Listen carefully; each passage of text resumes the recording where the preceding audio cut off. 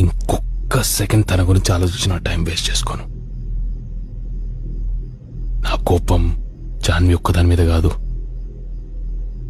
నేను మార్చుకోలేని నా పరిస్థితుల మీద కూడా. మన స్పీకర్లో నుంచి రావాల్సింది పూత్తు కాదురా, ఇజ్జత్. మా సిటీస్ లో తిరిగేటోనికి కోటి సందుల్లో బతుకుతున్నాం మన మీద ఇజ్జత్. నాకు కూడా రివెంజ్ కావాలరా, కానీ మీరు అనుకుంటున్నట్టు కాదు. ఒక రోజు వస్తుంది,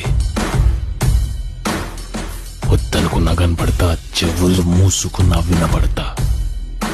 అప్పుడెవ్వడు ఆపలేడు. అప్పటి వరకు బతికున్నట్టు కూడా ఎవ్వరికి తెలియకూడదు.